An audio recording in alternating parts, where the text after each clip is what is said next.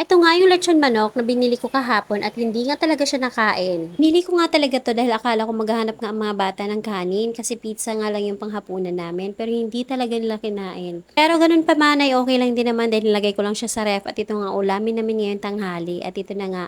Makikita mo naman na namumuo na yung sauce niya dahil wala nga itong sawsawang kasama. Galing kasi ito ng lechon manok sa SNR, wala talaga siyang kasamang sauce. Okay din naman yung roast chicken ng SNR kasi malasa din naman yung loob. Pero ayaw pa rin ng mga bata, kaya naman ngayon ay titimplahan ko lang, lalagyan ko ng sauce. Ito nga pala yung sweet chili sauce na nabili ko sa Shopee. Naka buy one take one yan at masarap naman talaga. Parang yung kilalang sweet chili sauce din, ganun din yung lasa niya. Pero naka buy one take one siya at nakabili nga ako niyan. So, ginupit-gupit ko na nga yan ng ganito, yung tamang size lang, na parang pang adobo size lang. Tapos, nilagay ko sa isang kawali at titimplahan ko na kaagad siya bago pa isalang. Nilagyan ko nga pala yan ng sibuyas at bawang. Tapos, yung mga medyo matikas na part ng spring onion, sinuna ko na siyang ilagay. Tapos, lalagyan ko naman yan siya dyan ng ketchup. Tapos, yung sweet chili sauce, pepper, tapos naglagay din ako dyan ng garlic powder. Naglagay rin ako ng konting Worcestershire sauce, tapos naglalagay din ako ng toyo. Tapos syempre kailangan may water para sa pagkulo niya ay hindi manikit. At para naman mainit talaga yung pinakaloob, gawa ng malamig talaga to galing pa sa ref. Pero syempre hindi ko naman lagay sa freezer.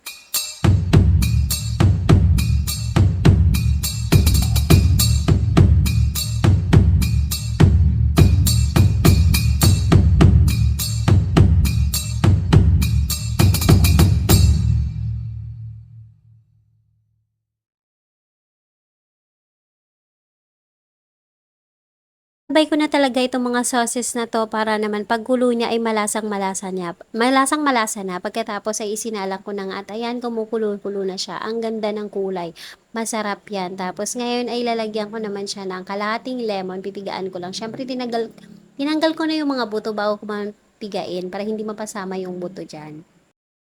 At nga pala para mag-balance nga yung kanyang tamis at alat, naglagay na rin ako diyan ng kaunting pineapple juice. Pero konting-konti lang talaga kasi may ketchup naman na at matamis na nga rin yun. Kaya naman, imagine niyo yung hamonado. Ganun yung lasa niya, yung hamonadong liempo. Pero syempre ito meron siyang smoky flavor dahil nga siya lechon manok. At nung kumulo nga pala, ihinalo-halo ko ng konti para naman hindi manikit yung ilalim. Dahil iniisip ko baka nanikit na dahil sinalang ko nga siya na hindi pa ganyan karami yung sauce niya.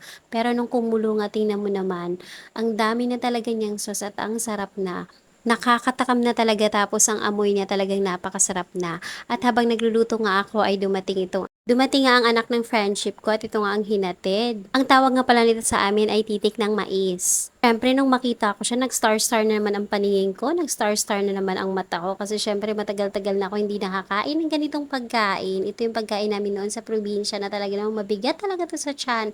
Nakakabusog talaga kapag ito ang hinain sa lapag. Pero dito nga ay nilagyan ng food color kaya ganyan yung kulay niya at binake nga pala ng kaibigan ko. At balik nga tayo sa niluluto ko, medyo nag-dried out na ng kaunti kasi hininaan ko na lang yung apoy niyan tapos tinakpan ko at medyo matagal-tagal na nga siya nakasalang. Tapos nilagyan ko na siya ng mga pampakulay dito sa ibabaw. Nag-garnish lang ako ng spring onion. So, di ba ang ganda-ganda na ng kulay, lalong nakakatakam. Ubos na naman ang kanin namin ito at talagang magugustuhan to ng aking mamalit na itlugan. Dahil ang gusto ng pagkain yung medyo saucy talaga. Hindi sila mahilig sa mga fried, sa mga tuyot na pagkain. At ito na nga, kami ay kakain na. Ayan, napakasarap. Perfect siya sa black rice na galing din naman ng probinsya talaga binigay. Pinadala sa akin ng ate ko. Ayan, syempre sa akin yung pakpak, tapos sa isang itlogan ko ay ang hita. Dalawang hita yan, tagi-isa sila. Tapos yung isa naman ay mahilig siya sa part na medyo malaman.